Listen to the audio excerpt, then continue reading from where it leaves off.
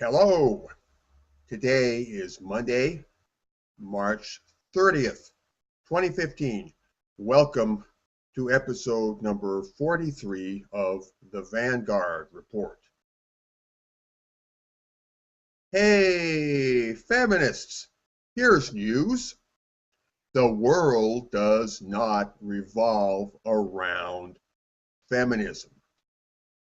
Grow up and deal with it, okay? I mean, seriously, you people are what, 20% of the population at most? That leaves 80% who are not in your little Casbah, and I can assure you that this 80% does not orbit around you. That's right. The rest of the world is real, and it revolves around a very different center of gravity. You are not the world, feminism. You are not the world. Here's a concept. The rest of the world, the non-feminist world, I mean, has a sovereign life of its own. It has important stuff to think about and important business to attend to. And most of this does not involve feminism in any shape or form. Oh, that's pretty hard to take, isn't it? But maybe you can take a hint. You are not wanted, feminism. You are not wanted. You've made your sales pitch. For half of a century, we've had ample time to consider, and we have decided that we don't want what you are selling. What part of no don't you understand, feminism? What part of no don't you understand? Well, here's another hint. No means no. One more time. The world does not revolve around feminism.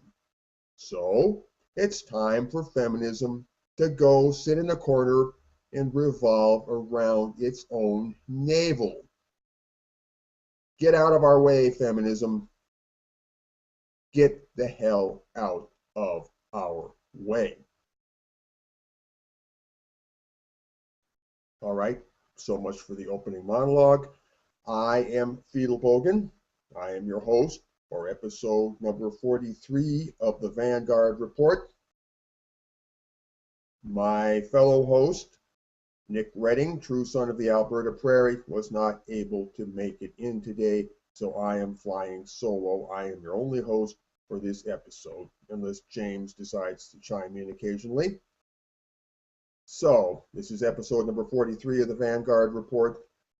This is also the second week in a row that we have not had the Monday double feature thing going on. It's just the Vanguard Report.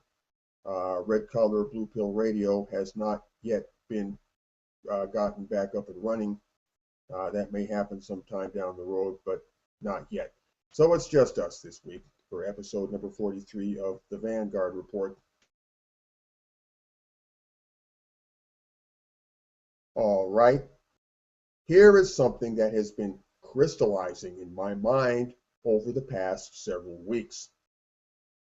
Have you noticed that the feminists don't want to talk about feminism, and that they try to steer the discussion away from this topic as much as possible? What, you say? Feminists don't want to talk about feminism? That's right. And this gets into the subject of strict anti-feminism. Around here, as you know, we focus on feminism obsessively. That's all we talk about. This is not the men's rights movement, after all. It's just the take down feminism movement. We need a movement like that, separate from the men's rights movement. but we'll talk about that some other day. Now, a lot of people want to steer the conversation away from feminism. A lot of people, feminist and non-feminist people alike, try to do this. But right now, let's just focus on the feminists. Okay?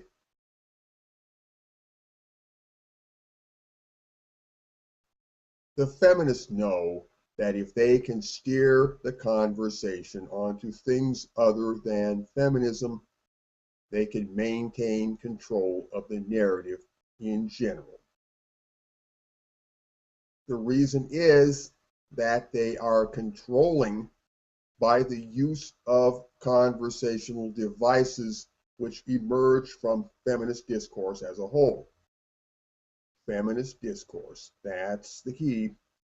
Feminist discourse simply means the sum total of how feminism talks about the world. Feminism's ideologies, terminologies, labels, categories, constructs, etc., etc.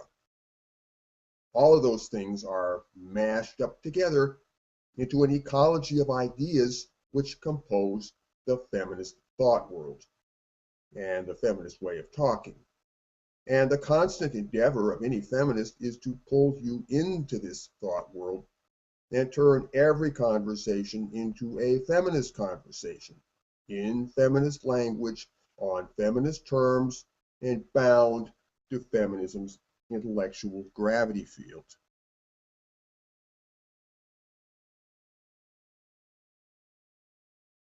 Now, when I say that the feminists don't like to talk about feminism, I don't simply mean talking about it in a negative or critical way, although that too certainly.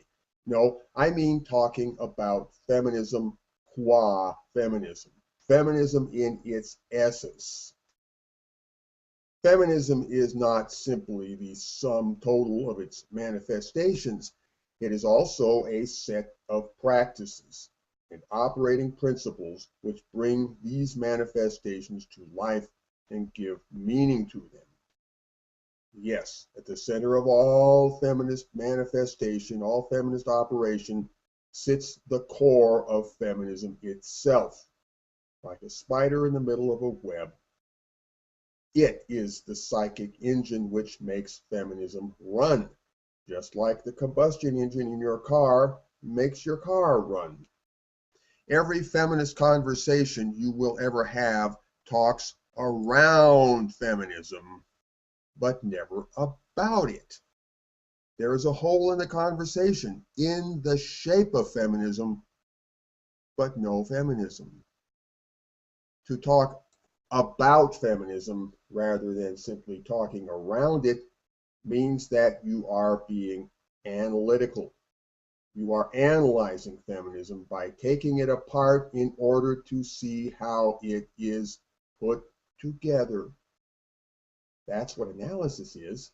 It means taking something apart as opposed to synthesis, which is putting something together. Now, what happens when you take apart the motor in your car? Well, you certainly do learn a lot about what makes your car run, but your car does not run when the engine is apart and scattered in pieces. Does it? No. Well, feminism is very much like that. When you analyze it, when you penetrate into the essential mystery of its operation, you render it inoperative. It's just that simple.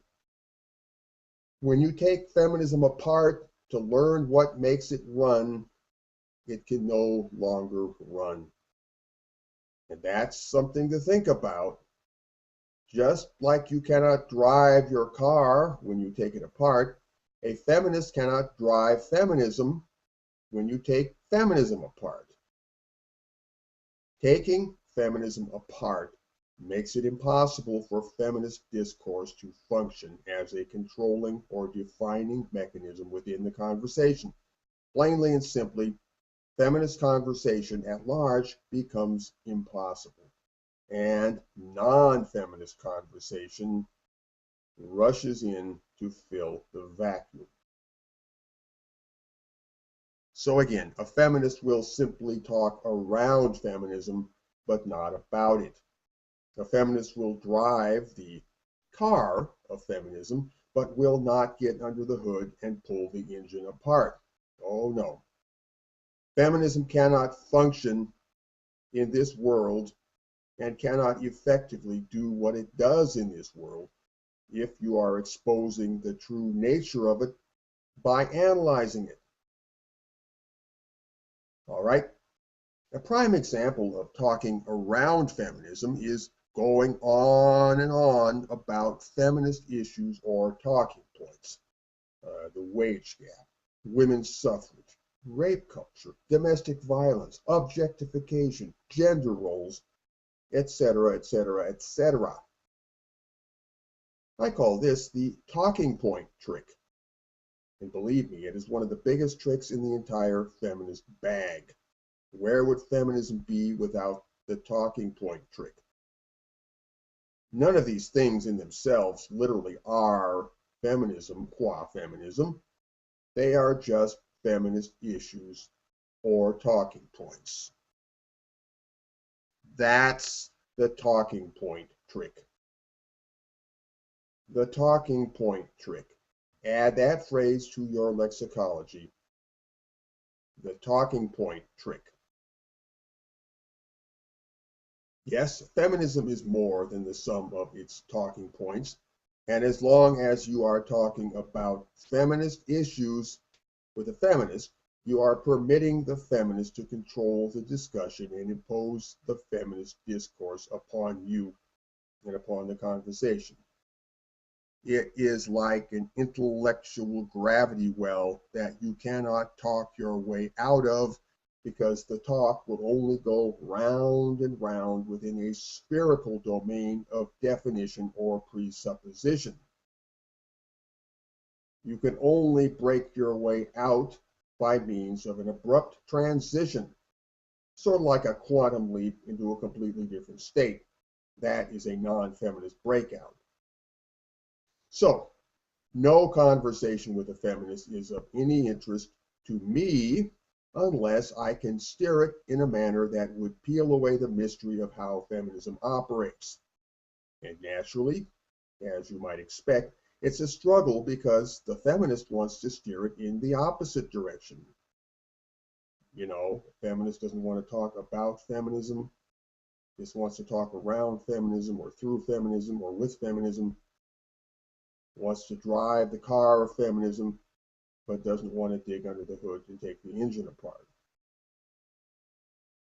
So, all counter-feminist talk should be for the purpose of shining a light upon feminism and how feminism operates. That's all the talk should be about.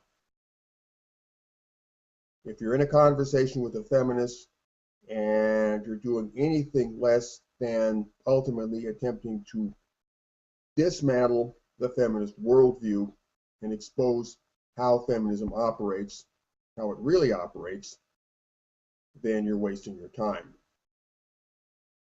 Anything else, talking to a feminist on feminist terms, is deflection on the part of the feminist. That feminist will always be, one way or another, directing you away from a true understanding of what feminism is and how it operates.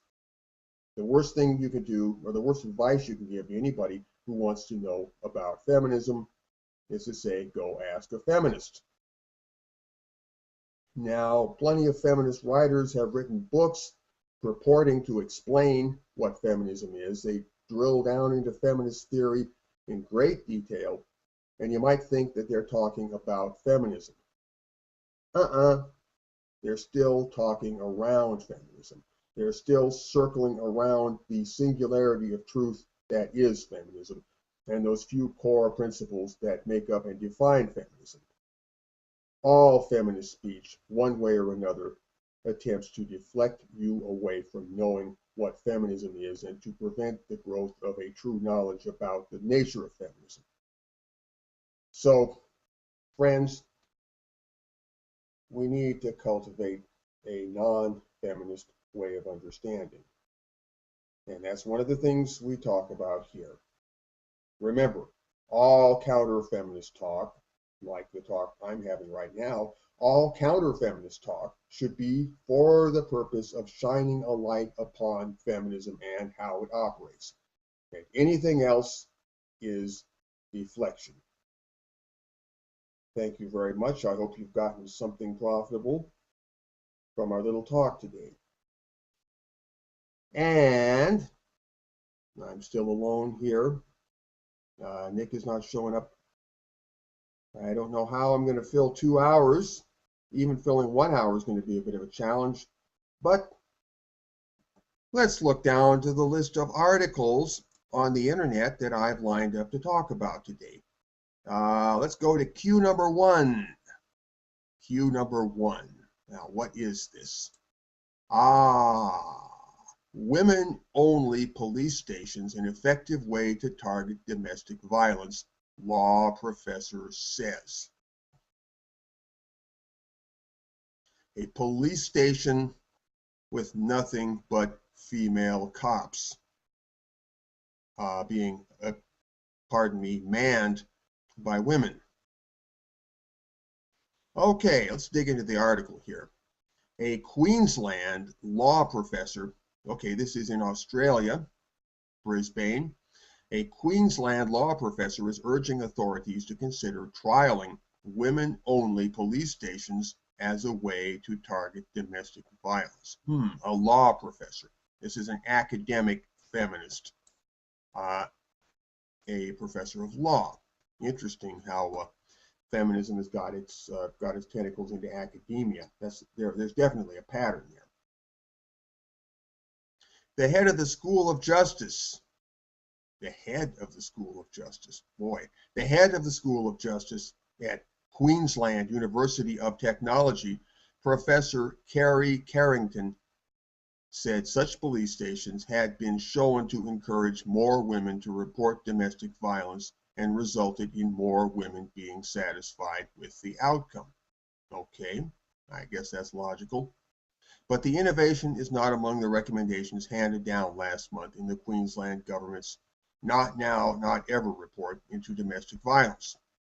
Professor Carrington told 612 ABC Brisbane that Brazil has been operating women-only police stations since 1985. I didn't know that. And had gradually increased their presence to 485 locations. She said the concept had since spread to Argentina, Guatemala, Peru, and more recently had begun to operate in India. Professor Carrington said she had traveled the world to examine the role of such stations in combating domestic violence. This is just one suggestion that could possibly be trialed, she said. Women's access to justice is the key thing, and the key things that most women complain about is not being believed, not being heard, not having appropriate support or response. Well, as an aside, considering the number of women who lie about things, people in law enforcement are being skeptical, and they are practicing professionalism. I mean, law enforcement is pretty big on evidence. Okay, so professionalism. That's one of the key findings of most research, and of course that puts police in the firing line. But one way of alleviating that is to have specially trained police who work in these police stations. Well, I don't see what difference it would make to have women in the police station. I mean, I assume they would apply the same standards of professionalism that their male colleagues would apply. I don't see why they would operate any differently. So I guess I'm not getting this here. Why do we need all women police stations? Professor Carrington said measuring the rise and fall of the incidence of domestic violence could be difficult because a rise in reporting may not represent an actual increase in the number of incidents. Yes, I would think so. But she said women's access to justice had improved significantly in nations where women-only police stations had been operating. There were several models of such police stations in operation involving either specially trained female police officers or civilian workers. There are those that are part of a police service, and they are distinct, usually discreet, women-only police stations, and they deal with all gendered violence. There you go. There's a big red flag. There's a tip-off. The phrase gendered violence. Both sexual assault and domestic violence. Okay, it's gendered. Feminist code speak there. Meaning the patriarchy did this, basically is what that means. They've had major success both in enhancing women's willingness to report, enhancing conviction rates, and enhancing the satisfaction of women who've sought these services. Well, I can understand. I mean, a woman coming into an environment that's just filled with other women probably would feel a bit more comfortable. And that's understandable. But mostly, they've also been more effective in being able to corral what is an integrated policy response to domestic violence. Professor Carrington said she had no problems with the recommendations of the Not Now, Not Ever report. But there is one way of integrating all the specific little ones around the police, is to say, let's have a women's only police service, or let's trial one, she said. Almost half the homicides in Australia are connected to domestic violence. Now, here again, we have a feminist factoid. We don't know if that's true or not. No citations are given, so we are entitled to question that. I mean, prove to me that half of all homicides in Australia are connected to domestic violence. It's very important to address this problem, and there are very innovative ways of doing it. Well, I'm sure there are innovative ways of doing anything. She said language problems had previously made it difficult to review research into such police operations in Latin American countries, but the organization United Nations Women had since translated much of that work into English. And that's the entire article right there. Well, as usual, right off the block here, the word feminist or feminism occurs nowhere in the article.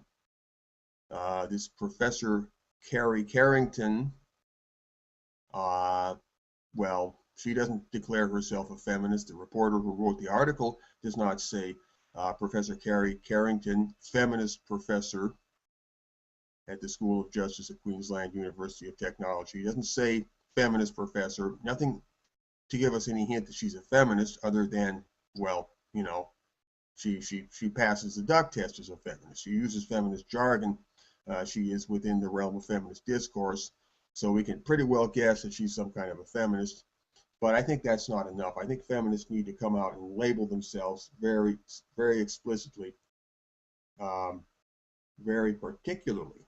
Say, I am a feminist, or this is a feminist analysis, or speaking as a feminist, I think this.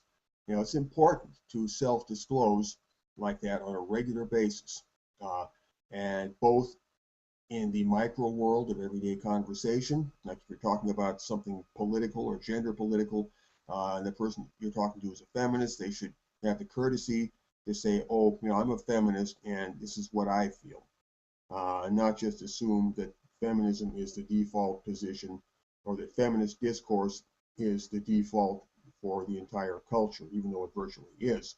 But if we are to effect a breakout from the feminist discourse, both in the micro world of everyday conversation and in the macro world of the big, broad public conversation in general, then we need to be open about these things, and we need to put certain practices into effect and begin to enforce them. And one of these is that, well, if your position is feminist, you should label it as such. You should identify it as such.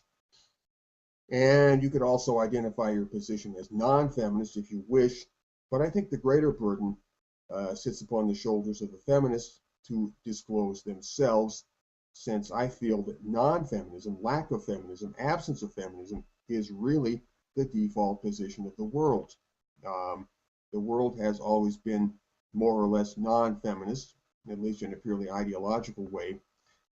Feminism came along quite recently and began to lodge itself and settle itself into the fabric of life and began to extend its influence.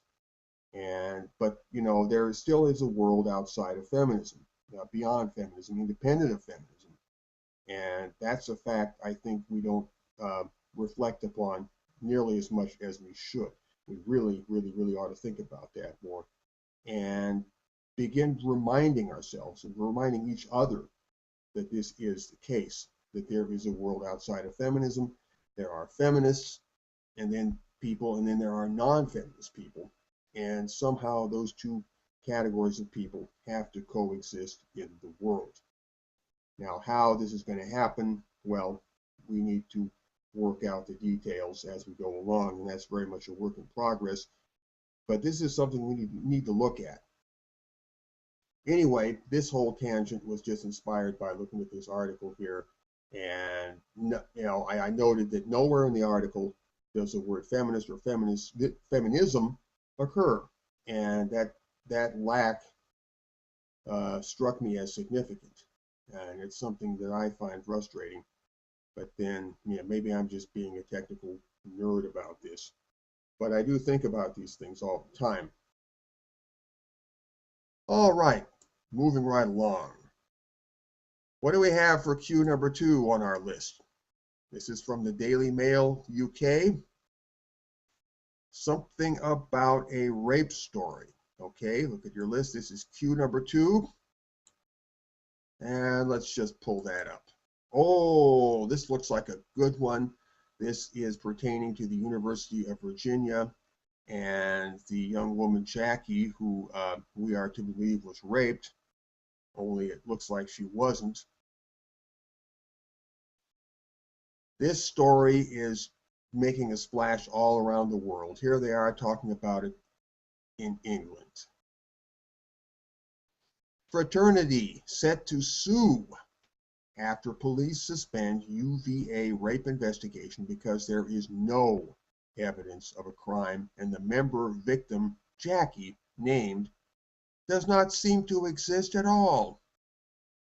Charlottesville Police Department announced findings of investigation into alleged gang rape at University of Virginia, detailed in Rolling Stone. Chief Timothy Longo said Monday that detectives could not confirm gang rape happened or that frat brother who organized, quote, organized the attack exists. So Jackie maybe does not exist, and the chief instigator behind this looks like maybe he didn't exist. The story published last November is based on an account from a UVA student named Jackie, who has remained anonymous. Police say Jackie refused to cooperate with the police investigation when the story came out. The investigation will remain open in case Jackie breaks her silence or any other witnesses come forward.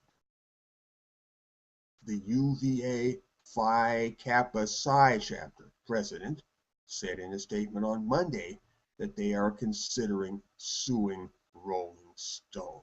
Oh, good on them. Good on them. I hope they sue Rolling Stone right back into the Stone Age. Sorry, that's just my opinion. All right, 4 months after a Rolling Stone article about an alleged gang rape at a University of Virginia fraternity ignited fury across the country, police have come out to refute the facts of the story. Well, the alleged facts. On Monday, Charlottesville Police Chief Timothy Longo held a press conference to announce that his department have been unable to confirm the rape described in the article happened. Moreover, they were never able to determine whether the fraternity brother who allegedly masterminded the assault, named by the victim Jackie as Haven Monahan, ever existed. Longo carefully shied away from outright calling Jackie's story false and said the investigation would only be suspended and not fully closed in case he decides to break her silence and cooperate, or more witnesses come forward. He said he could not conscionably close the investigation since the findings do not prove that something terrible didn't happen to Jackie. Okay, well, he's just a good professional law enforcement man doing his job in a professional way and trying to stay out of hot water. I guess I can't blame him for anything there. But that last sentence there, that something terrible didn't happen to Jackie, that reminds me of what we hear from feminists and social justice warriors when they say, well, something must have happened. Something must have happened. It's that will to believe, that will to believe the narrative and to that the belief perseveres. Something must have happened. Longo's findings were enough for the fraternity to threaten legal action against Rolling Stone. Yay! For the article they now call defamatory. Following the conference on Monday, chapter president Stefan Scipione announced that the organization is exploring its legal options to address the extensive damage caused by Rolling Stone by Ruben Sabrina Erdely, the Ace Girl reporter who wrote the story. The article published last November tells the terrifying story of a date gone wrong.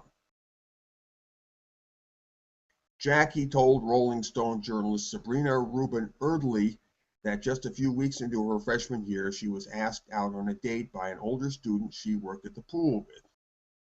She said the September 28, 2012 get-together started with dinner at a local restaurant and then progressed back to her date's fraternity, Phi Kappa Psi, for a party.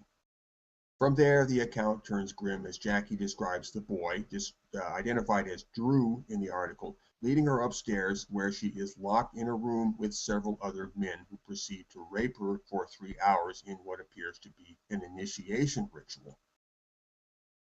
Okay, are we to believe that this kind of stuff happens all the time? This is common, rape as an initiation ritual, or does that sound like an urban legend? Okay, I leave you to contemplate that in your own mind. While the article sparked debate about the issue of campus sexual assault, facts of the story quickly came into question by Jackie's friends who encountered her later that night and those in the fraternity who stood by their claim that they didn't host a party that night. Okay, well, maybe we must believe them if they said they didn't host a party that night. Who must we believe? Rolling Stone has since issued an apology for the story and has asked the Columbia School of Journalism to investigate how the writer's reporting failed. The magazine is expected to publish those findings on April 8th, according to CNN. April 8th, now that's just about a little over a week from now. So let's look forward to that.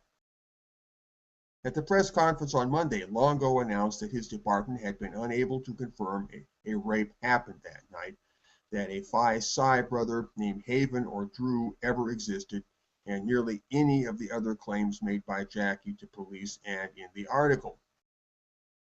Before the press conference, Jackie's attorney declined to comment. Longo says the university first learned of the attack in the spring of 2013 when Jackie had a meeting to discuss academic issues with Dean Nicole Eramo, which she then pinned on a traumatic event in September. It wasn't until the next year, however, that police were informed of the alleged rape when a Charlottesville police detective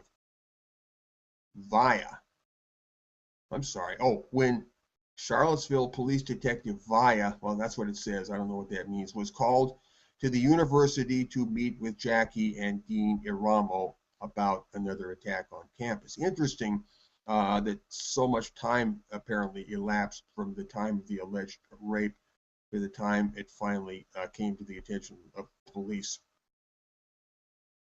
Jackie claims she had been harassed by a group of men on campus who flung a bottle at her, leaving her face battered. Okay. I don't suppose she has any proof of that. I'm sure that the battery to her face had healed at that point. The incident was also detailed in the Rolling Stone article, but two of the facts didn't line up for police. The first was that Jackie said she called her mom after the attack, and phone records indicate she never dialed her mother's number. The other is that she claimed her roommate cleaned glass out of a wound on her face. Now that would leave telltale scars, I think. Police interviewed her roommate, who denied doing such a thing, saying the injury was more of an abrasion than blunt force trauma.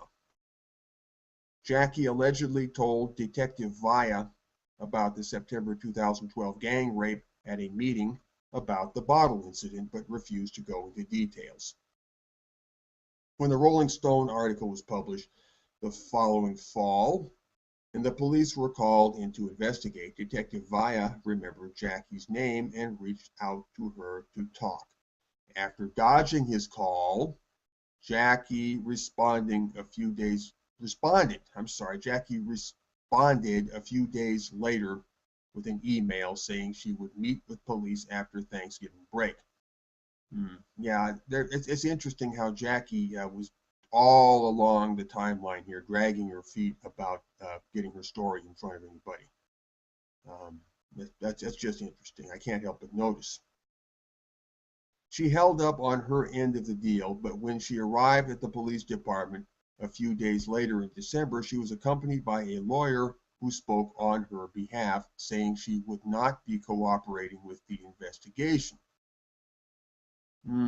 Could it be that it was getting over her head at this point, and she realized that if she cooperated with the investigation would discover that the rape never happened and she'd be in trouble? I mean, I'm just speculating here. When police tried to obtain university records pertaining to Jackie, she also refused to sign off. Boy, one red flag of suspicion after another. As for her alleged attacker, Haven Monahan, police could not find evidence that he existed. They checked the fraternity's roster for the time and found no record of a Haven or Drew, as he was named in the article, or other brothers matching the description in the article. They also interviewed 9 of the 11 men who lived in the house at the time, as well as the current brothers, who stood together to deny witnessing any such incident. 2 of Jackie's friends, man, this just makes me think of the Duke Lacrosse case. 2 of Jackie's friends say she talked about Haven and that they exchanged text messages with him, but say they never actually met him in person. Police searched phone records to try to connect the suspect to the phone used to text Haven, but were unsuccessful. Jackie's 2 friends also said the story in Rolling Stone differed greatly from their memories of the night they found her shaken after a date. Police interviewed supervisors and former student workers at the school's pool, where Jackie says she met her attacker, and none remember a specific co-worker that Jackie grew close to. While there was one worker at the pool who was in a fraternity, it was not Phi Psi, and he said his shift patterns didn't overlap with Jackie's. The members of that different fraternity also didn't recall an incident in September 2012, and the layout of their house on campus is very different from the one recalled by Jackie to Rolling Stone, Longo said. Phi Psi's social calendars show that they didn't have any party planned for the weekend. There we go. While that doesn't prove much considering the hard partying college lifestyle, police did find that the fraternity's sister organization, the Delta Gamma sorority, hosted a formal that weekend, meaning many of the brothers would have been attending that.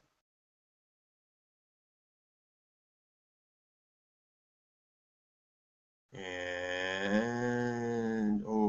this cantankerous browser doesn't scroll very smoothly here. Police also obtained a picture taken inside the fraternity on the night of the alleged attack, and it shows a man holding 2 chairs near the front door with no one else around, differing from Rolling Stone's account of the house being packed with revelers. There's no basis in fact, that there was even an event that night, Longo said. In the article, Jackie said she finally decided to go public with her story because she met two other girls who said they too were gang raped at the same fraternity, one in 2010, one in 2011. And I don't know if we should believe those two other girls any more than we should believe Jackie at this point. However, police are also weary, that's what it says, weary of these accounts. I think they meant to say police are also wary of those accounts. I guess these online journals don't use proofreaders anymore. Police are also weary of those accounts, wary of those accounts, and weary as well, since neither of those alleged victims has come forward. Longo ended the press conference by stressing that anyone with information on the rape, or any other rape for that matter, come forward. The earlier the better. Having police involvement in the very early stages of these investigations is extremely, extremely important, Longo said. Following the press conference, UVA President Teresa Sullivan issued a statement thanking local police for their thorough investigation. The investigation confirms what federal privacy law prohibited the university from sharing last fall, that the university provided support and care to a student in need, including assistance in reporting potential criminal conduct to law enforcement, Sullivan said. Chief Longo's report underscores what I have known since well before the publication of the Rolling Stone article, that we at the university are committed to ensuring the health and safety of all of our students, Sullivan said. And that is the end of the article. Well, we don't know that this rape incident actually occurred, and there's looks like pretty strong evidence that it never happened. And there seems to be a pattern of people making up stories about rape, whether it's accusing somebody of rape, or whether it's just inventing a rape that never happened, and inventing a story, or inventing an accuser, or inventing a rapist that never existed, or that is never clearly identified. So it's either a case of inventing a rape or making an accusation. But either way, there is a pattern of lying about rape. And no, not to say that all women lie about rape, that most women would lie about rape. I think most women would not lie about rape, but very, very evidently there are some who do. It's something we ought to be concerned about, and especially when they are encouraged, when a social movement like feminism comes along and says, believe the woman, listen and believe, then this is just going to encourage more women to lie about these things, because it's taking the onus off of women to tell the truth. Yeah, that's about all I can say. It's really a very ugly situation, and as far as I can see, feminism, or anybody connected with feminism, wants nothing more than to make the situation worse, and you see that more and more lies are told, and that well, eventually more and more innocent lives are destroyed. And I can't say I'm too happy about this, and I don't say this for the sake of men's rights. I say this just for the sake of humanity. I don't like to see things like this happening in the world, and I think it's just going to make a very, very toxic world for everybody. These things have repercussions in the social ecology, and it's just not going to be good for anybody in the long run that we live in the kind of society that permits such things to happen. And it's just going to get worse and worse. So I think we ought to begin to take these things seriously and begin to do something about them. So much for that. I see we're 45 minutes into the program here. I don't know if I'll get to 2 hours, but let's go to cue number 4. And, oh, wait a minute. I'm sorry. Never mind. Strike that. Cue number 3. Cue number 3. This is an interesting one. This is from the Daily Sabah, which is an online journal from Turkey, about a man who said to his wife, "I don't love you," and he got in trouble with the law for that. Love conquers court. Man fined over "I don't love you." Issuing a landmark ruling yesterday, the Supreme Court of Appeals declared that saying "I don't love you" to a spouse amounted to emotional violence and ordered a husband to pay compensation to his wife in a divorce case. The verdict was for a divorce case involving a couple who sought damages for insults they hurled at each other. Boy, they must have hurt each other's feels there. A local court in the southeastern province of Sanliurfa looked into claims that the husband often fled home and did not care for his ailing wife. The court ruled for rejecting payment of compensation to the woman, as she was at fault as well in terms of insulting her husband. So the law is getting involved in a petty domestic squabble of husband and wife throwing insults at each other. Interesting. Talk about mixing the personal with the political. The wife had claimed that her husband told her, "You don't have a right to speak. I don't love you," leaving her emotionally wrecked. The husband, in turn, said his wife constantly cursed him. Well, I guess if his wife was cursing him all the time, maybe that would make him love her a little bit less, do you think? She appealed to a local court's ruling and took the case to the Second Department of Supreme Court of Appeals. The top court ruled that the woman should be paid compensation as she was, quote, subject to emotional violence since her husband said, "I don't love you." Interesting how they are expanding the category of violence to include emotional violence. Maybe we should just limit violence to the physical. Does anybody think so? I'm starting to wonder about that. Oh, emotional violence. The Supreme Court of Appeals said in its preamble to the verdict that the husband's wrongdoing weighed more than the wife, as he failed to treat his wife well and care for her, along with emotional violence by his statements. The court ordered the lower court to issue another ruling on the case. Well, I'd like to know where they get the evidence. Did they have audio capture equipment in the house to verify that the husband and wife were actually doing these things and saying these things? I mean, how do they know this, apart from just the mere say-so of the parties involved? I'd really like to know.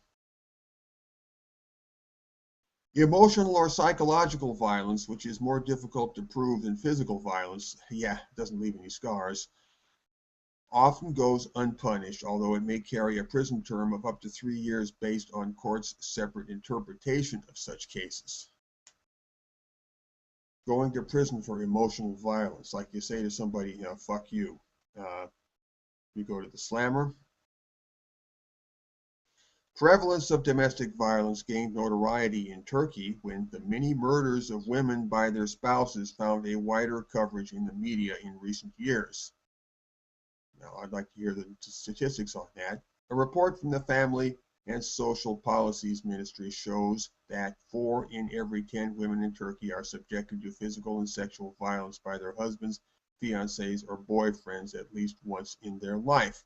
The report said that over 17,000 women applied for police protection against abusive spouses in 2014.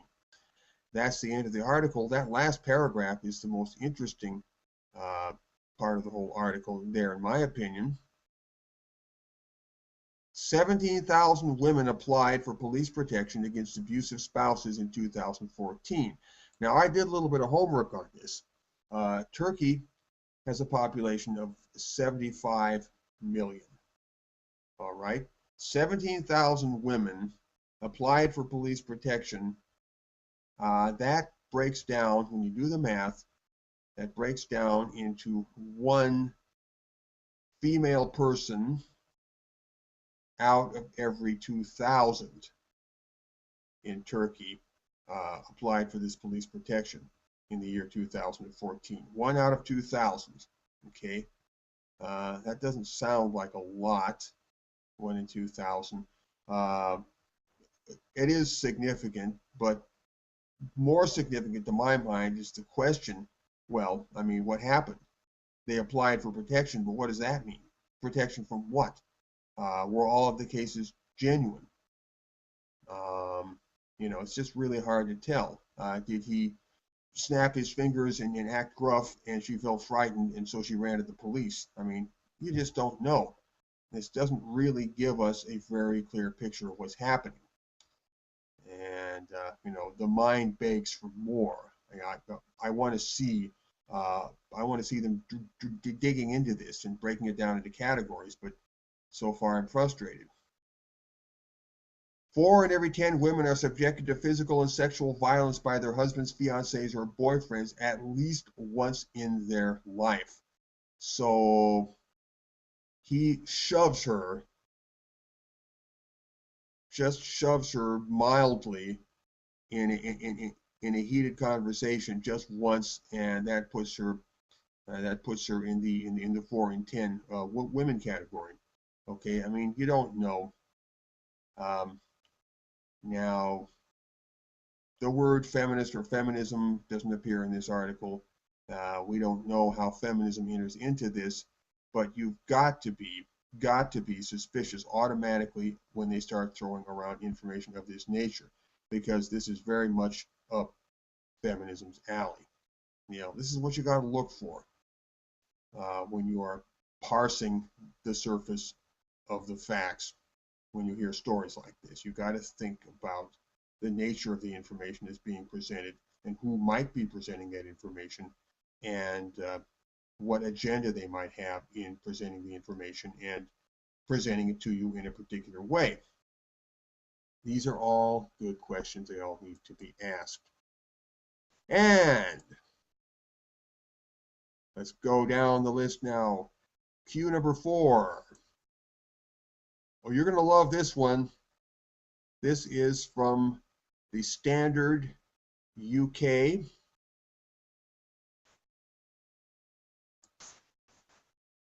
And oh my gosh, I didn't put that in my browser window. I'm going to have to put this in a browser window right now. So I'm going to cut and paste that link into an empty browser window. Here we go. And while it's coming up on the web, got it. This is the London Evening Standard. Woman annoyed by sound of gardener's grass trimmer threw sulfuric acid in his face.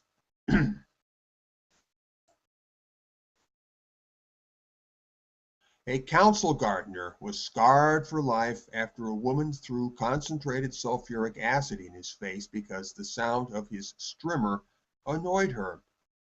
Derek Mahoney, 53, was cutting grass in Hackney when tenant Jacqueline Pocket doused him in drain cleaner. 91% sulfuric acid. Oh boy. Colleagues and neighbors poured milkshake and water on the screaming victim to try to wash the acid off.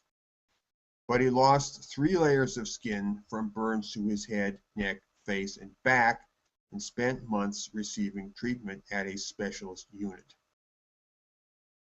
Today, as Pocket began an unlimited hospital order over last May's attack at the Keir Hardie estate, Mr. Mahoney said, "I'm really disappointed with the decision. She should have been jailed. It was only by circumstance and me having working goggles on that I wasn't blinded or worse. I am angry and I feel let down. The thought she could be out in just over a year is worrying, especially for the safety of the public. Who knows if she might do it again." Recalling the attack, he said, "When I felt the acid on my face, it just got hotter and hotter." Must have been like napalm, huh? This has affected my life, not only physically with the burns, but mentally. I'm afraid to go out, and I'm quite jumpy around other people. I stay home a lot where I feel it's safe. And there's a picture of the man and with the injuries on his face.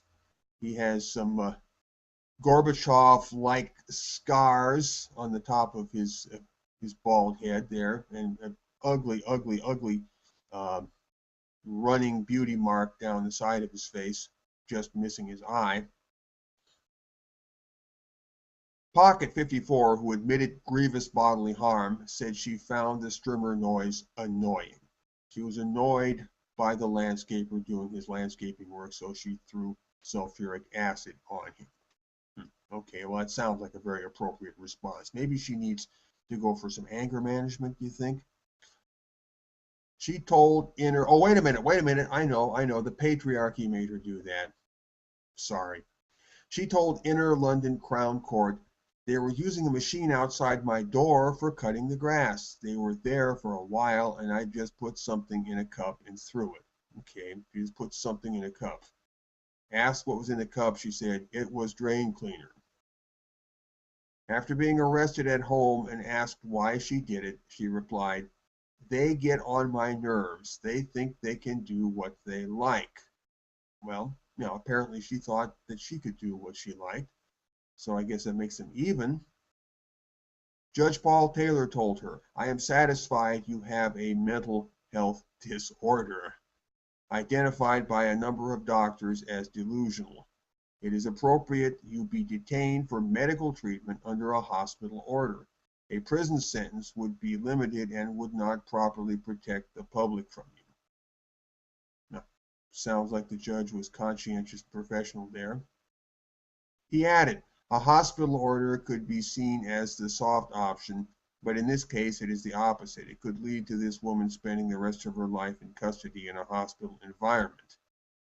The judge said the length of the order depended on Pocket's cooperation. And that's the end of the story. Now, I guess about all I've got to say at this point is suppose that a man had done the same thing to a female gardener. Boy, wouldn't they be all over it? Would that go international? Would Jessica Valenti and Amanda Marcotte jump up and talk about toxic masculinity? I think they would. Anyway, so much for that. And it looks like we're getting down to the end of the first hour. And folks, I frankly don't feel inspired to make the program go for an entire 2 hours. So I think we're going to wrap this up here pretty quick. Finally, everybody take a look at Q number 5 and 6. Q number 5 is to the Poison Manifesto, which is the backstory behind everything we talk about here on this program.